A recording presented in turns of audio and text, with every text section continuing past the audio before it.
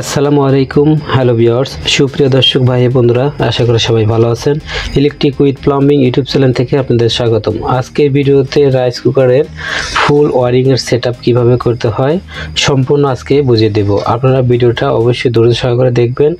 আর আপনি যদি আমার এই চ্যানেলে নতুন হয়ে থাকেন তাহলে চ্যানেলটি অবশ্যই সাবস্ক্রাইব করে আপনারা পাশে থাকবেন। আপনারা দেখতে পাচ্ছেন একটা ফেস, একটা নিউট্রাল আর একটা হলো আর্থিং কন্ডিশনের গ্রাউন্ডিং।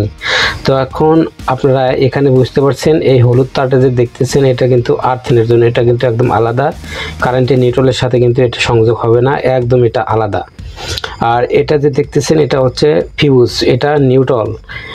এখানে যে ফিউজের তারটা যে দেখতেছেন এটা ডাইরেক্ট কয়েলের নিউট্রাল প্রান্তের সাথে লাগবে। আর এখানে কিন্তু রাইস কুকারে কিন্তু ফেস এবং নিউট্রাল কোনটা কিন্তু ইন্ডিকেট করা নেই। আপনি যদি এখানে নিউট্রাল দেন তাহলে এটা নিউট্রালই হয়ে যাবে, এটা যদি ফেজ দেন তাহলে এটা ফেজই হয়ে যাবে।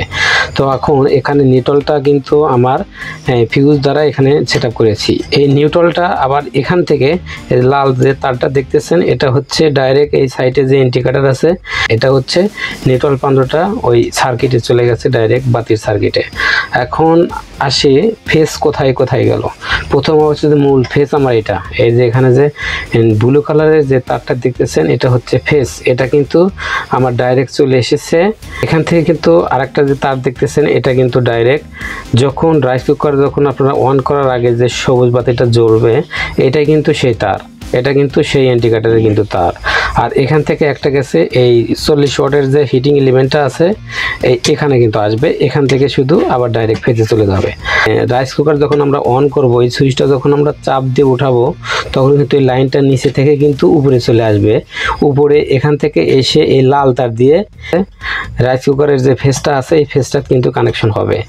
যখন আপনি সুইচটা অন করবেন তখন কিন্তু এই রাইস কুকারের কয়েলটা কিন্তু হিট হবে, এটাই কানেকশন। আর এক্সট্রা কোনো কানেকশন নেই। আর এই রাইস কুকারটার সমস্যা আছে, এটার ফিউজে প্রবলেম আছে, এটাতে প্রবলেম আছে। তো এখন আমি কাজ করব, এটা আমি রাখবো না, এখান থেকে ডাইরেক্ট তার আমি এখানে লাগিয়ে দেব আর ফিউজটা আমি চেঞ্জ করে দেব। তো রাইস কুকার হিট না হওয়ার অনেকগুলো কারণ থাকে।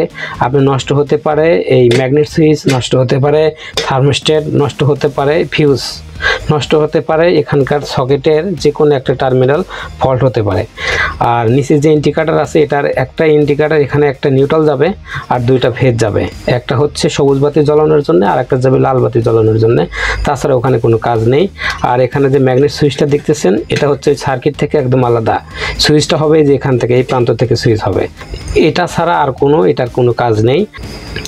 আপনার এই ভিডিওটি যদি ভালো লেগে থাকে তাহলে চ্যানেলটি অবশ্যই সাবস্ক্রাইব করবেন। ধন্যবাদ। আসসালামু আলাইকুম।